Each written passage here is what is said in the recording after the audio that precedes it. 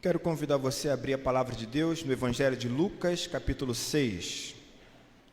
Vamos ler do versículo 12 ao versículo 16. Lucas 6, de 12 a 16.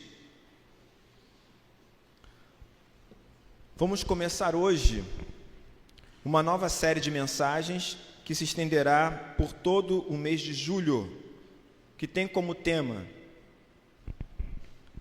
ser ou não ser, quando o coração se divide entre o chamado de Jesus e a expectativa da sociedade. Ser ou não ser, quando o coração se divide entre o chamado de Jesus e a expectativa da sociedade.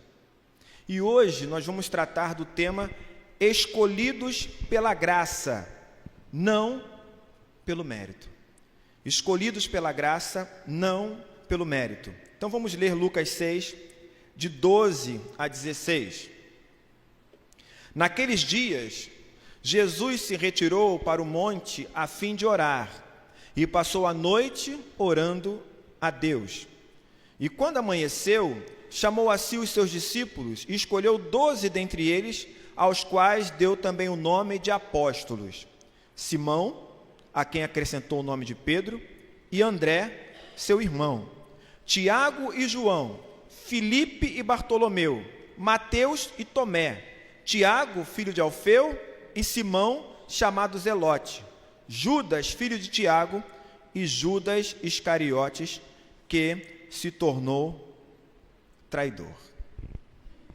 Uma lista muito conhecida, né? Uma lista que fala sobre os 12 apóstolos, escolhidos pela graça, não pelo mérito. No mundo em que nós vivemos hoje, tudo precisa ser validado. Validado como?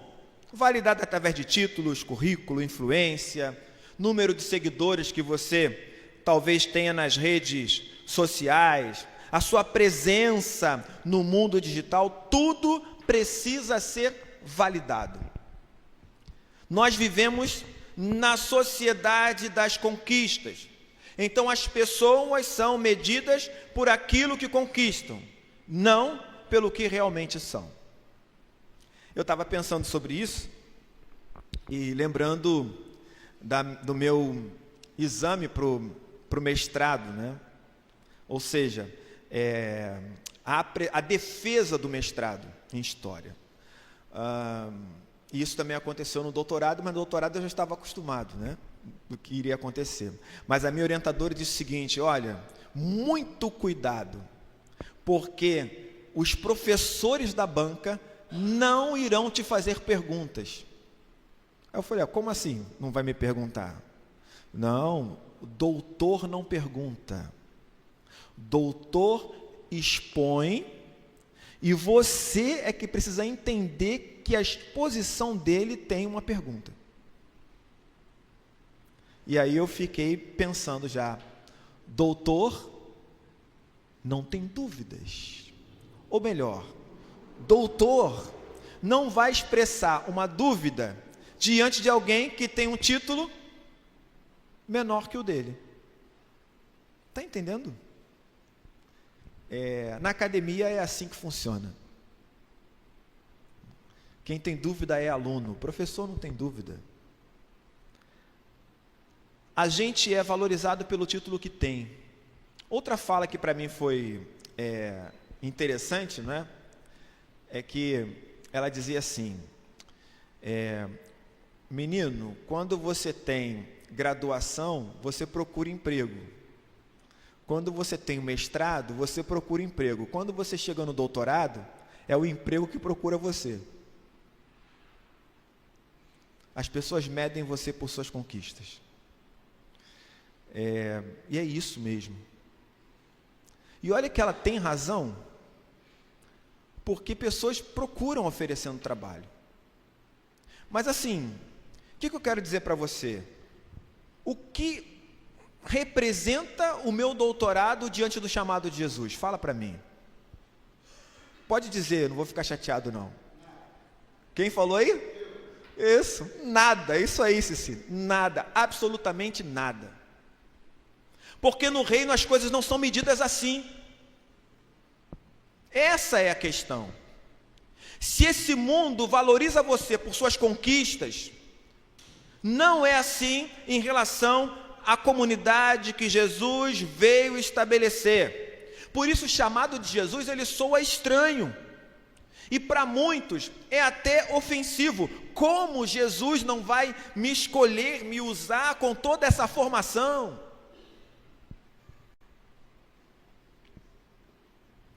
O problema é que Jesus não escolhe os mais preparados. Ele não chama, acredite, os mais puros.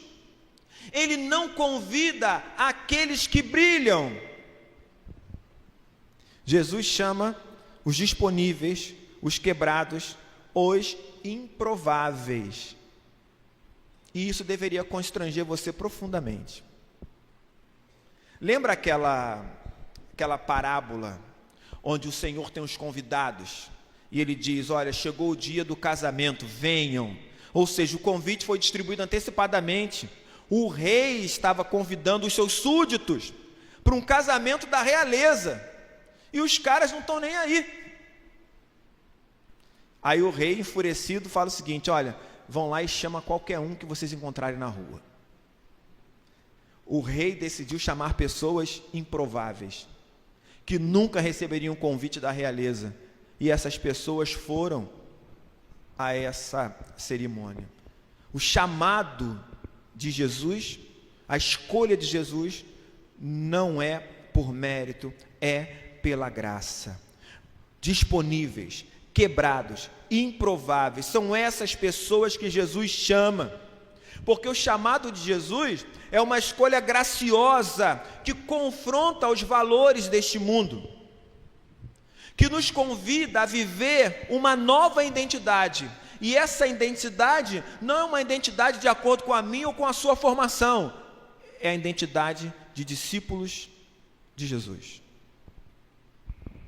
Ele chamou você, uma pessoa improvável, para que você fosse discípulo ou discípula dele. Ele escolheu homens e mulheres comuns, por pura graça. Então a pergunta que permanece, ela é simples, mas ao mesmo tempo profunda. O que você tem feito com esse chamado? O que você tem feito com esse chamado? Você é um dos improváveis. Você é uma das pessoas que não mereciam ser chamadas, escolhidas, mas Ele escolheu. E como tem sido a sua resposta a esse chamado? O Evangelho de Lucas mostra que a escolha de Jesus está em contraste com o sistema de sua época. Lucas escreve seu Evangelho e a ideia que ele tem é apresentar um relato ordenado, confiável sobre a vida de Jesus. Ele quer destacar a compaixão, quer destacar esse evangelho que alcança todas as pessoas, independentemente de suas condições, sejam elas quais forem, políticas, sociocultural, socioeconômica, o evangelho vai alcançando essas pessoas. E esse texto que eu estou lendo com vocês é um texto que ele acontece logo depois de Jesus ter alguns conflitos com os líderes religiosos do seu tempo. Depois desses conflitos, diz o texto, que ele se retira para orar. E ele passa a noite em comunhão com o Pai. Depois desse momento de oração pela manhã, ele escolhe 12 homens.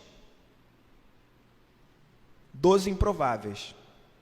Para que eles pudessem ser a base da nova comunidade do reino. O novo Israel. Essa semana eu estava me fazendo uma pergunta ousada. Então posso compartilhar minha dúvida com vocês, né? Eu ousei, tive a coragem de me fazer a seguinte pergunta: por que Jesus não veio mulher?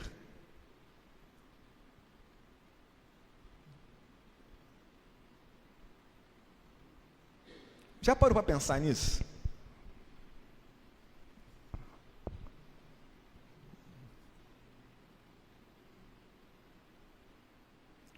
Por que não veio mulher? Ok, ele veio homem. Por que na hora de escolher os 12, ele não incluiu mulheres?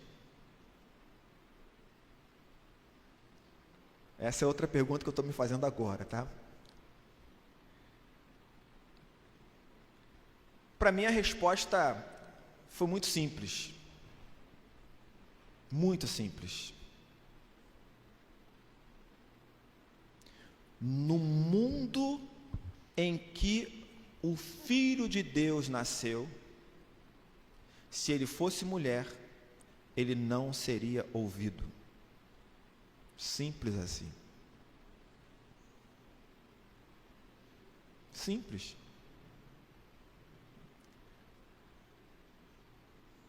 Ele não seria um mediador, porque era uma sociedade patriarcal. Então eu entendo que se as pessoas que Jesus escolhe, ou se o próprio Jesus já é um improvável, porque ele é um improvável, entenda isso. Jesus é um improvável porque o que a sociedade esperava? Que Jesus nascesse num palácio.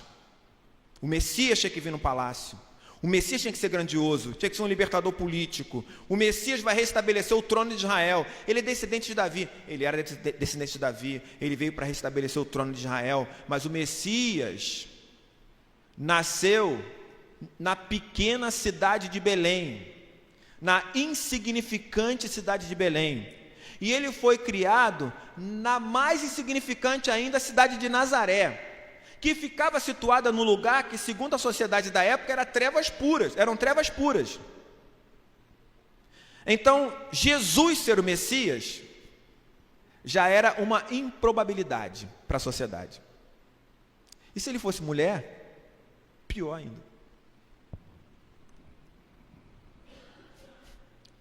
Por que Jesus, ele não coloca mulheres entre os 12 apóstolos, que ele vai enviar, certo?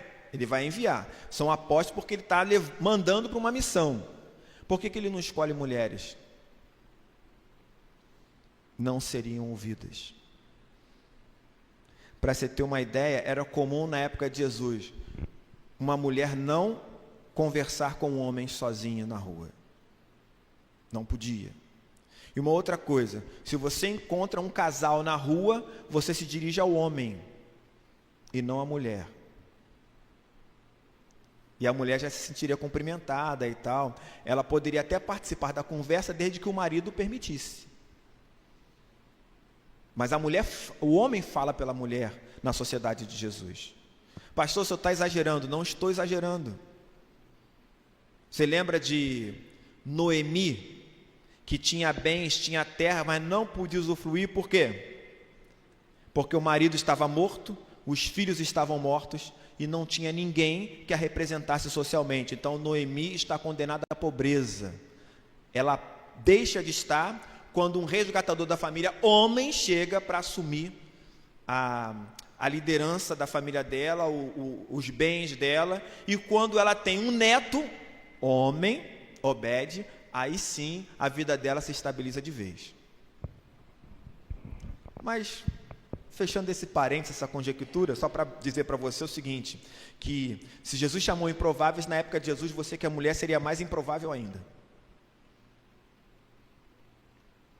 E Jesus andava também com mulheres improváveis. E essas mulheres improváveis sustentavam o ministério dele. Perceba, nunca foi uma questão de mérito. Então Jesus ora para escolher os seus 12 apóstolos. Após a oração, ele vai lá e chama esses apóstolos. ele mostra qual é a base dessa comunidade do reino, qual é a base desse novo Israel. Então essa escolha de Jesus, ela inaugura uma nova etapa na missão dele. Ele forma um grupo que vai estar com ele e será enviado. E aí, imediatamente a isso, Lucas registra o sermão de Jesus, conhecido como Sermão do Monte, ou Sermão da Planície, aqui em Lucas, onde Jesus define o caráter dos cidadãos do reino. Bom, então tudo isso para mostrar para você que Jesus escolhe pessoas que não merecem, que não têm condições, certo? Os valores do reino são difíceis de digerir, porque se você olhar na lista, Jesus coloca no mesmo grupo para trabalhar junto um cobrador de impostos. Quem era o cobrador de impostos? Era alguém que extorquia o povo e trabalhava pro inimigo, pro opressor, não é isso? Então Mateus era cobrador de impostos, mas Judas era o quê? Não o traidor, o outro era zelote. E sabe o que era um zelote?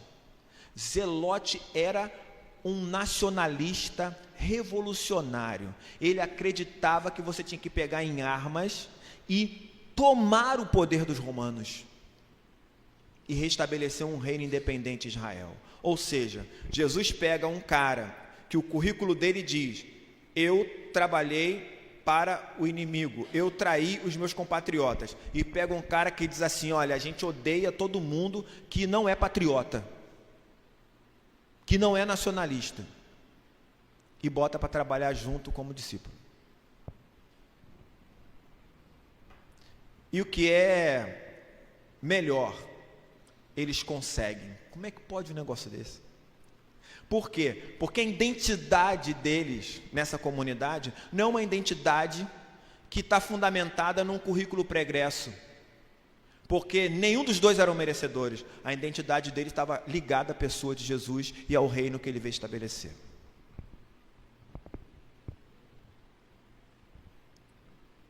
Dá para você perceber isso? Jesus pega pescadores, que são pessoas que trabalham num ambiente impuro, para trabalhar junto com um judeu zeloso quanto Bartolomeu. Judeu zeloso. Aí está um judeu em quem não há dolo. Não foi isso que Jesus disse? Então um cara que é extremamente preocupado com as tradições, com as cerimônias e tal, com os ritos, está trabalhando com outro que está pegando em coisa impura o dia inteiro lá.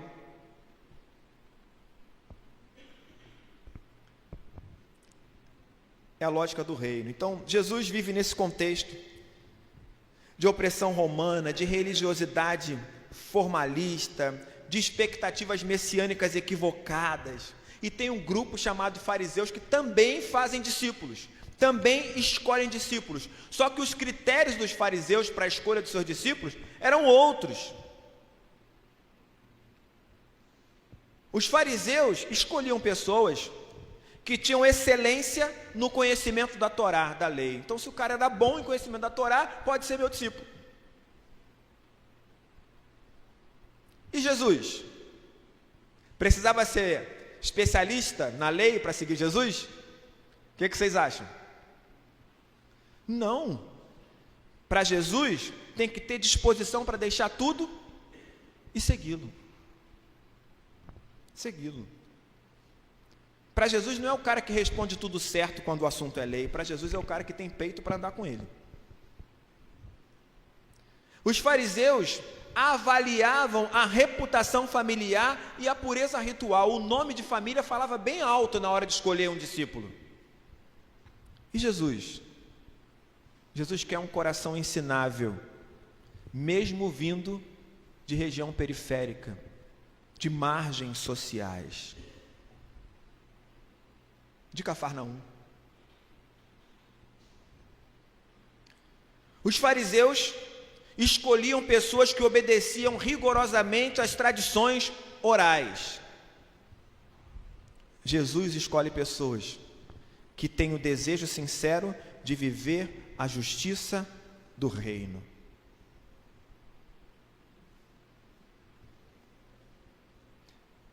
Os fariseus escolhiam pela herança religiosa, a formação nas sinagogas. Jesus, por uma fé em transformação, mesmo sem pedigree espiritual. Quem são esses discípulos? Mestres da lei, doutores da lei? Não. Os fariseus escolhiam por uma imagem pública de santidade. Jesus, humildade e vulnerabilidade diante de Deus. Então, enquanto os fariseus buscavam gente pronta e refinada, Jesus chamava a gente bruta, porém disposta. Então, Jesus rompe com o sistema e escolhe homens que jamais seriam aceitos em uma escola rabínica. Jamais. Aí você começa a entender o seguinte: Jesus está passando, vê um homem sentado na coletoria, extorquindo as pessoas e diz: seja meu discípulo. O cara levanta imediatamente, deixa tudo e vai ser discípulo de Jesus. Fala para mim, quantas chances esse cobrador de impostos teria na vida para algum mestre escolher ele para ser discípulo, segundo a época? Fala para mim. Qual mestre passaria e diria para um cobrador de impostos: seja meu discípulo? Fala para mim. Nenhum. Então, na realidade, era a oportunidade da vida. Não tem como eu negar um chamado desse. É a oportunidade da minha vida. Talvez você não entenda o que é a oportunidade da vida, mas eu vou dar um exemplo para você que é simples, mas que eu percebo isso muitas vezes. Estou na sala de aula, e vocês sabem que sala de aula, né? Os alunos têm algumas perguntas que são básicas na escola pública. Quando você chega na sala de aula, alguém pergunta para você, primeira pergunta, primeira dúvida do aluno: todos os professores vieram? Não sei. Próxima dúvida: a gente vai sair que horas?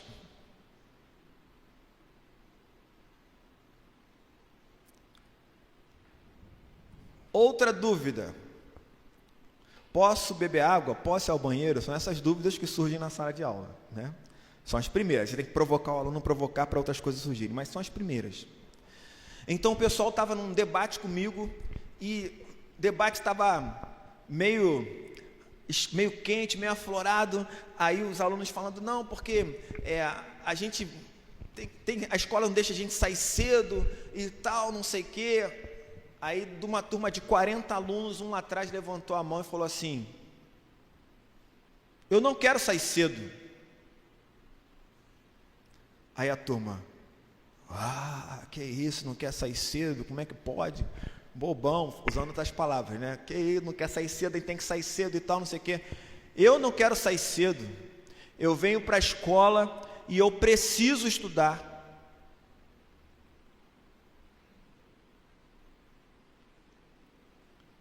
Sabe qual é a diferença entre ele e os outros?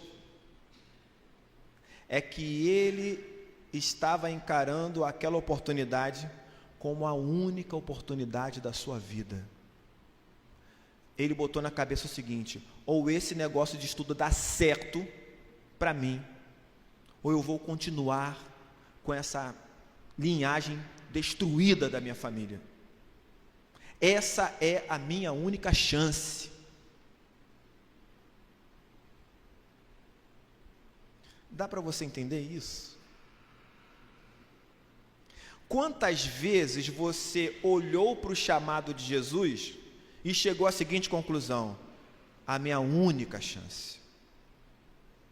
Ou eu atendo esse chamado, ou eu estarei morto.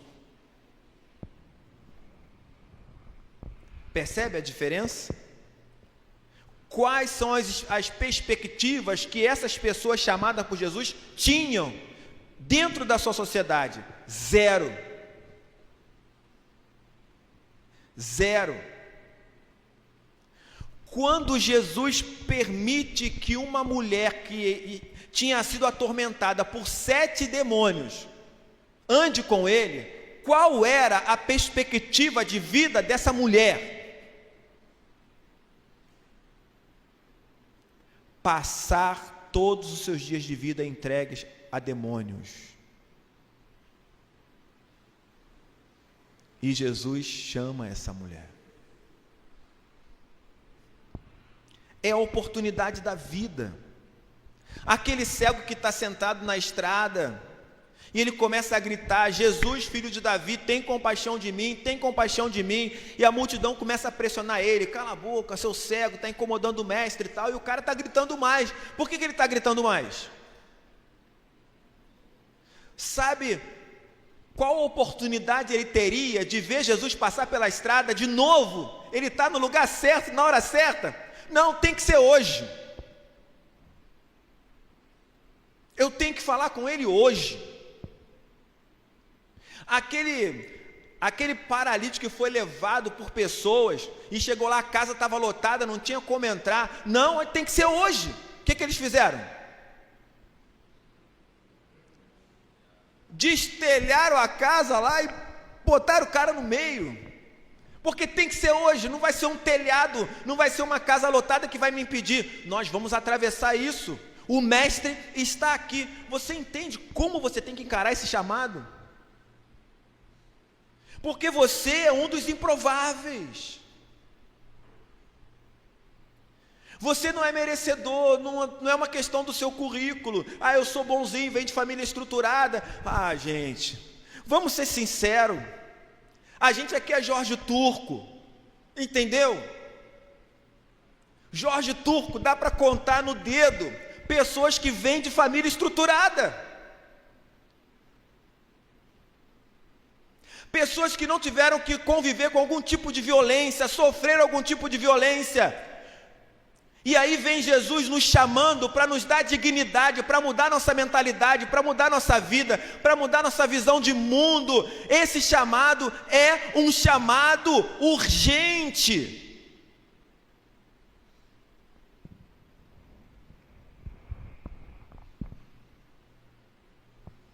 Ele quer livrar você dos seus demônios.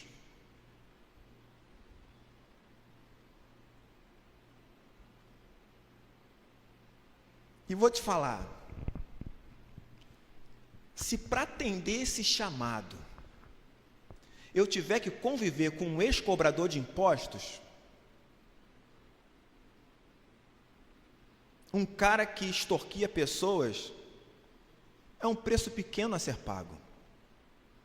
Se eu tenho que conviver com um cara que acha que tem que pegar em arma, tomar tudo e tal, é um preço pequeno a ser pago. Se eu tenho que conviver com gente fedorenta,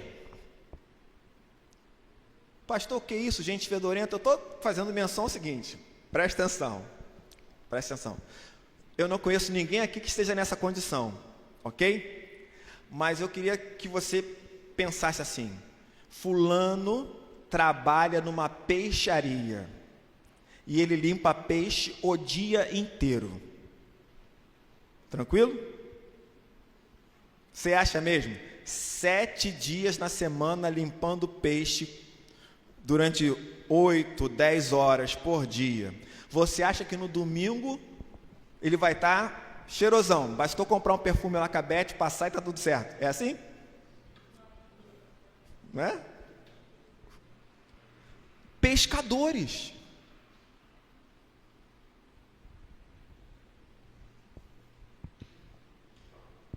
É um preço pequeno a ser pago. Por quê? Porque eu não sou merecedor, nem o pescador, nem o revolucionário. Ninguém é merecedor de nada. Não é uma questão de currículo. Então, por que Jesus escolhe os improváveis? Para revelar a natureza da graça. O chamado de Jesus não é um troféu, não é um prêmio, é um presente.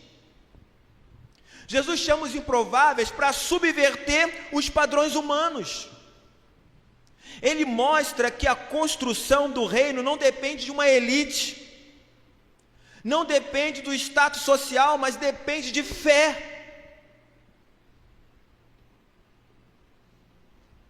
Ele escolhe os improváveis para que ninguém se glorie. Percebeu? Eu acabei de falar que somos todos Jorge Turco e tal, não sei o quê. Eu não ouvi um amém não, mas tudo bem. Mas quem aqui pode se gloriar dizendo, olha, minha vida pregressa 100%? Quem pode se gloriar dizendo isso? Ninguém. Deus escolheu as coisas fracas para envergonhar as fortes. Os loucos para envergonhar os sábios. Aqueles que não são para envergonhar aqueles que são. Vamos usar os adjetivos? Eu não sou, mas eu sou louco, não é? Eu não sou sábio, eu não sou absolutamente nada. É assim que você tem que olhar para si mesmo. Eu sou fraco, desprezível, mas o Senhor Jesus me escolheu mesmo assim. Está entendendo?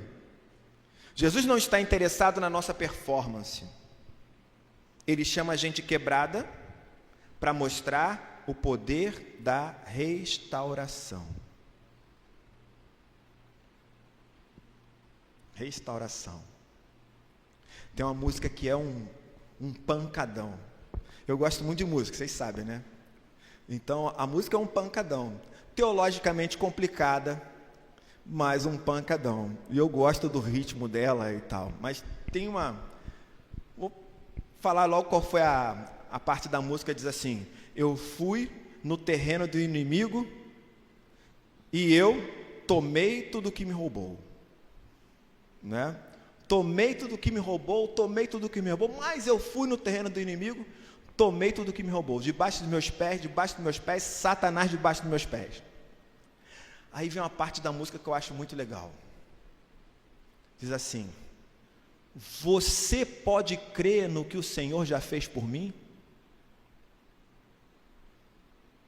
Tomou, limpou, transformou minha vida, colocou meus pés em rocha firme. Você pode crer no que o Senhor já fez por mim? Veja o que Jesus fez. Veja o que Jesus fez. Meu corpo está curado, minha mente está sarada, eu fui salvo bem na hora, eu vou louvar o seu nome. Nunca mais o mesmo serei. Eu vou louvá-lo. Veja o que Jesus fez. Então essa parte da música eu acho maravilhosa, né? É alguém que está dizendo, olha, eu estava na lama, olha o que Jesus fez. Jesus escolhe gente quebrada para poder mostrar o poder restaurador. Então hoje na sociedade os critérios de valor ainda são elitistas: sucesso, aparência, influência, produtividade. Até mesmo dentro da igreja, às vezes, há quem pense que o discipulado é reservado aos espiritualmente graduados. Mas Jesus continua chamando os que o mundo despreza e continua esperando uma resposta prática.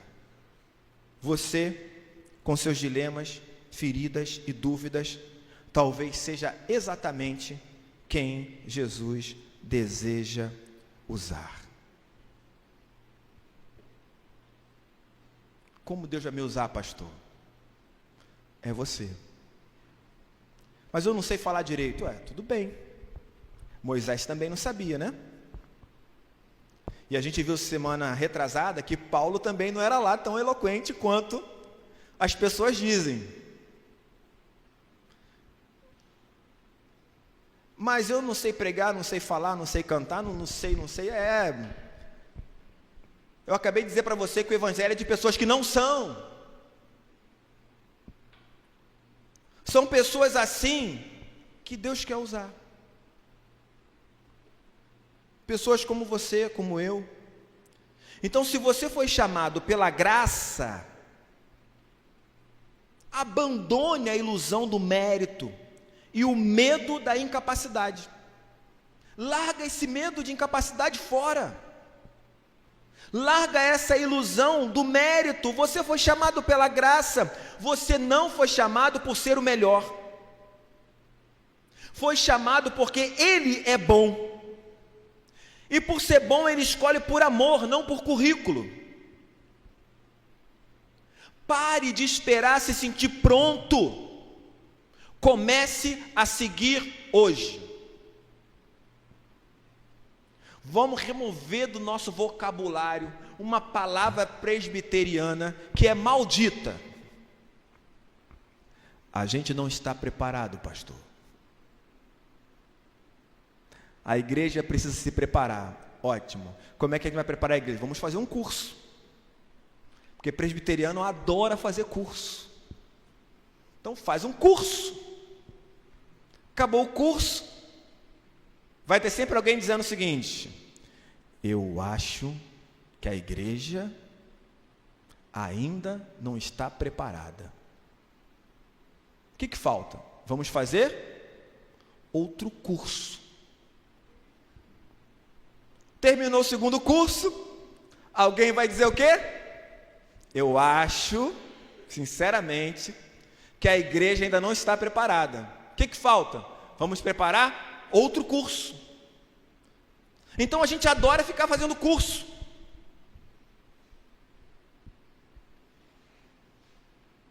E dizendo que não está preparado para atender o chamado de Jesus. Abandona esse negócio. Comece a seguir só isso. Jesus não deu curso para os discípulos antes de andar com ele, não, gente. A graça não nos libera para a apatia, ela nos impulsiona à obediência. Então não é graça para você ser apático, não. É graça para você ser obediente.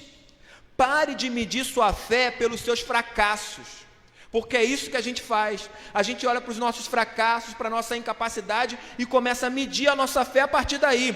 Comece a caminhar pela fidelidade daquele que te escolheu, sabendo que tudo o que você poderia falhar faz parte do chamado. Ele sabe das suas falhas, mas mesmo assim Ele te chamou. Ele sabe dos seus medos, mesmo assim te chamou. Ele sabe da sua incapacidade, mesmo assim te chamou. Porque você foi chamado pela graça e não por sua capacidade. Estão entendendo isso? Chamado pela graça. Se você se sente indigno, ótimo. Você está no lugar certo para ser discípulo. Os que se acham dignos demais para seguir são os que Jesus mais confronta. Comece do jeito que está. Ele te escolheu sabendo quem você é e o que você ainda vai errar. Isso é graça. E graça exige resposta. Ele te chamou pela graça. Qual é a sua resposta? Se você foi escolhido sendo improvável,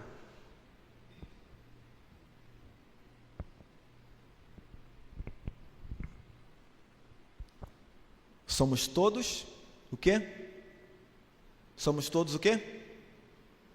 Não range os dentes não, irmão. Somos todos o quê? Jorge Turco. Né? Lembra daquela reportagem sobre o Jorge Turco dos anos 60? É um lugar aonde a população se mistura com valas fétidas e você só encontra tuberculose. E tem um grileiro conhecido como Turco que vende terrenos no morro como se fosse dele. Está só no jornal isso. Aquele lugar insalubre que está no jornal. É daí que você vem. Essa é a sua origem. Você é um improvável. Se você foi escolhido sendo improvável, então seja fiel e pare de adiar a resposta. Pastor, minha família é difícil. Ótimo. Pastor, não tem muito estudo. Ótimo. Nada disso é uma prerrogativa para você ser um discípulo de Jesus. Não adie a resposta, seja fiel. Pedro era impulsivo, João era temperamental. É engraçado isso, né? A gente fala assim, não, João é o discípulo do amor. Não é isso? João é o discípulo do amor. Glória a Deus. Senhor, quer que a gente mande um raio cair do céu e destruir todo mundo? O discípulo do amor falando. Qual foi a resposta de Jesus? Você não sabe de que espírito você é. Até o discípulo do amor tem no seu currículo um desejo de fulminar todo mundo. João era temperamental, Mateus era odiado, Tomé cheio de dúvidas, Judas, apesar de traidor, também foi incluído. Que coisa louca esse negócio. Jesus passa a noite orando, e quando ele desce, ele escolhe o traidor. Escolhe Judas. Como é que pode?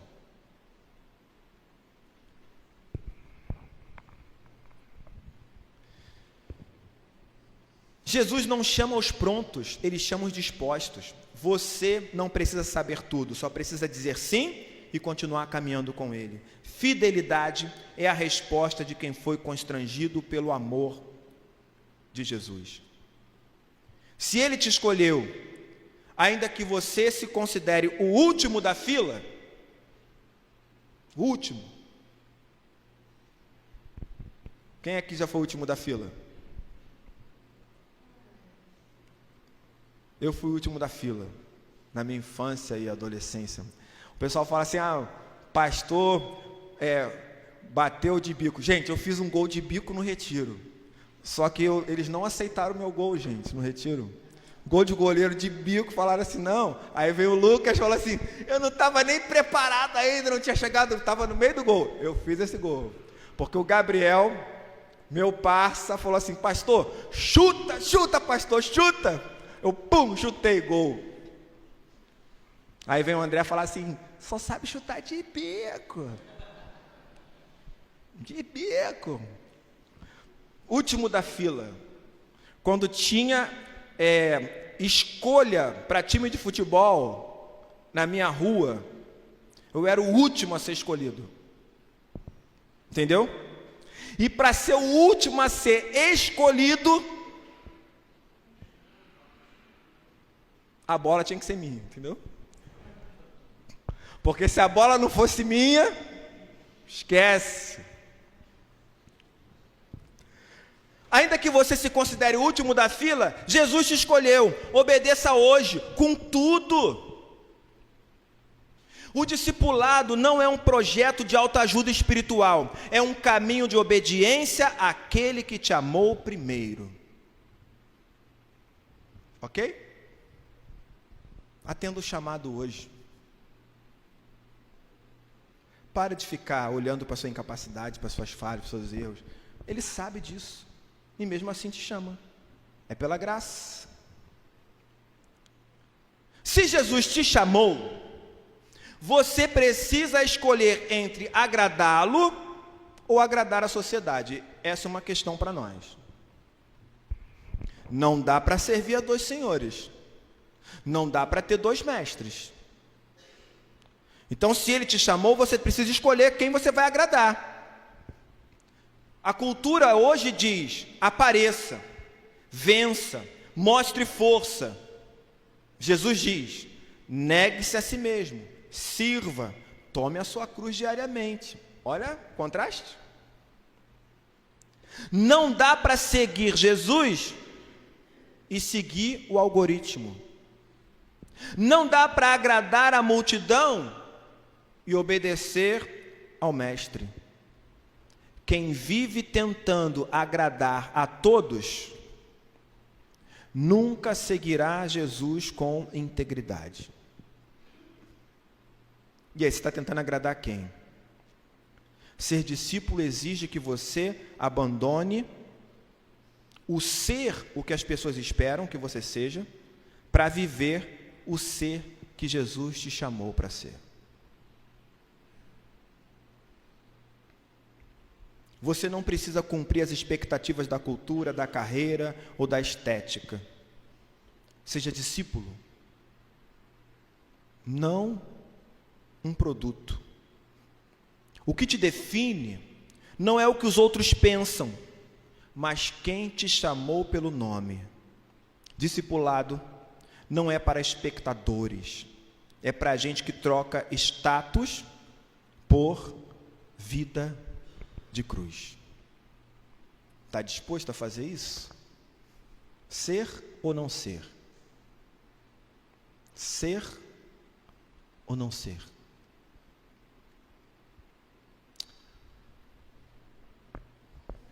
Você foi escolhido pela graça, não pelo mérito. Atenda a esse chamado. Atenda a esse chamado. Eu tenho uma pergunta para você. Eu queria que você pensasse muito bem na resposta. E que fosse sincero consigo mesmo. Muito sincero consigo mesmo.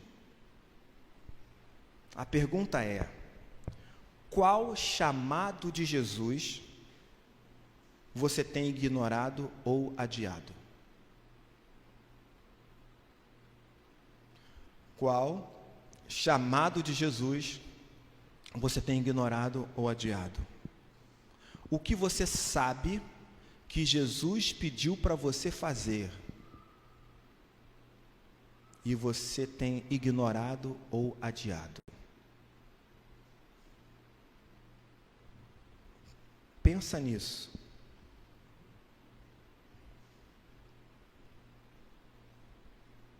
Qual chamado de Jesus você tem ignorado ou adiado?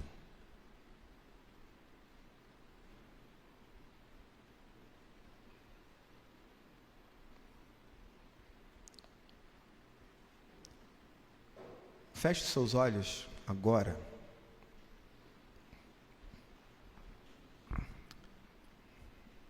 E pense nessa resposta.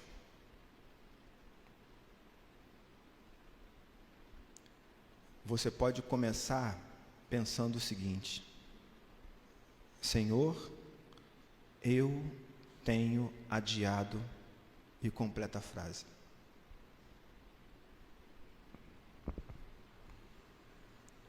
Senhor, eu tenho ignorado. Completa a frase.